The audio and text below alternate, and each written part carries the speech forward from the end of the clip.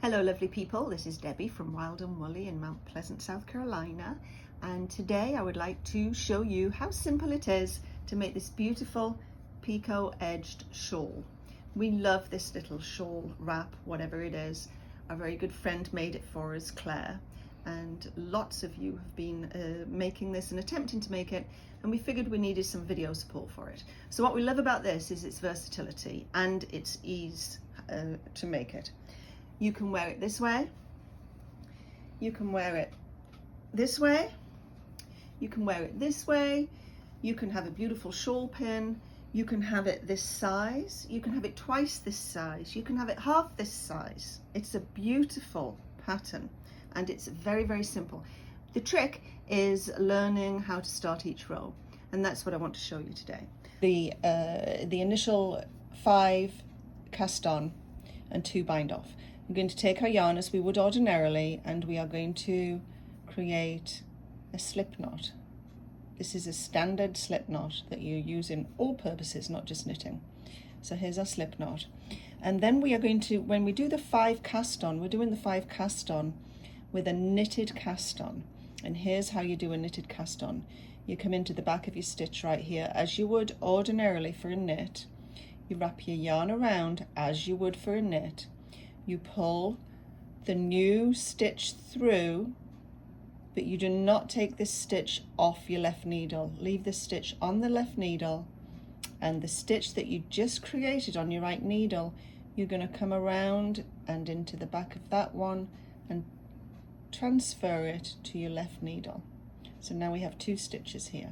I'm going to do that again so you can see. I'm going to come into the left stitch as if to knit, wrap around the yarn as if to knit, pull your new stitch through on your right needle, maintain the old stitch on your left needle, bring the tip of your left needle down round to the back here and transfer the stitch from right to left.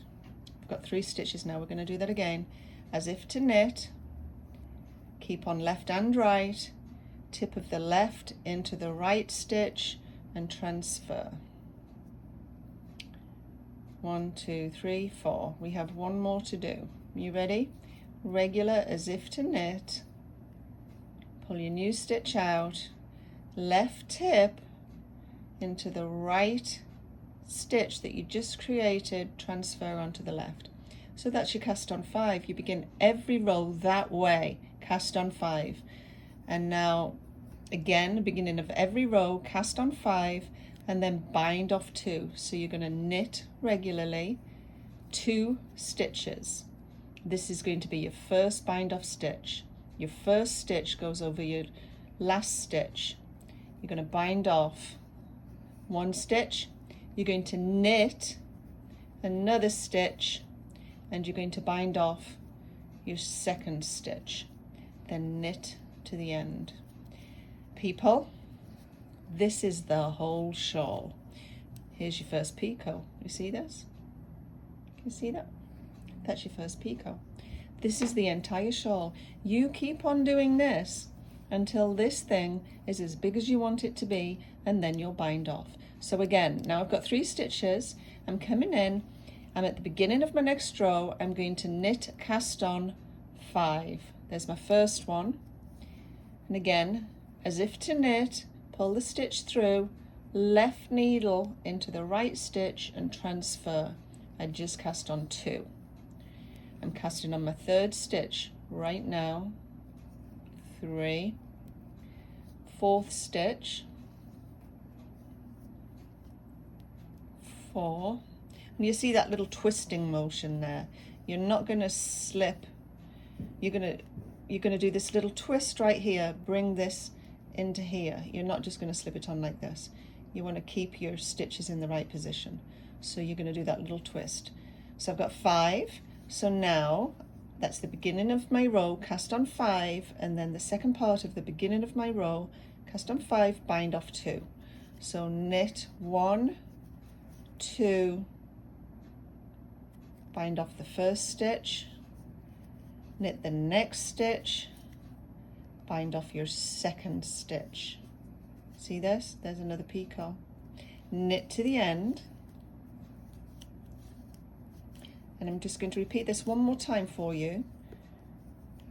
And remember, you can replay this video as many times as you'd like to. But this is it, folks. See my little picots? It is so simple. And this is your starting point right here. This is your cast on. And it grows upwards and outwards. This is row 1, row 2, row 3, row 4, row 5, and you just keep on going like that. So when you finish your shawl, you make it as large as you want it to be, and then you do the cast off. This is your cast off edge right here. So you do a regular cast off, bind off. And then what you do here, when you first finish, these will be a little raggedy. And so when you block this, you're going to block through the picots. You take a blocking wire, being careful not to split yarn, not to go through stitches, go through the edges of stitches. You don't want to be separating your yarn or your stitches. Just go through your spaces, basically. And so then you have them all the way up here and all the way here, and you will also do the top. But what this does is it really emphasizes these picots, and it really, the picots become very uniform when you're blocking with the blocking wire. And when you're blocking with the blocking wire, you will put your T-pins up against the wires. You wouldn't put your T-pins in these. You put your T-pins in here, you're going to start distorting. So you put your T-pins up against this wire, and you can see how this one has been blocked with blocking wires, and you can see how beautifully it finishes off the edge. Definitely worth it. So enjoy yourselves, and if you need blocking wires, you can get them here at Wild and Woolly. It is one of those items that we don't ship, we just sell them in store because they are rather cumbersome. But enjoy yourselves. This is a lovely, as I said, a lovely rhythmic knit, and you can make it whatever you want it to be. So have fun. Take care. Bye-bye.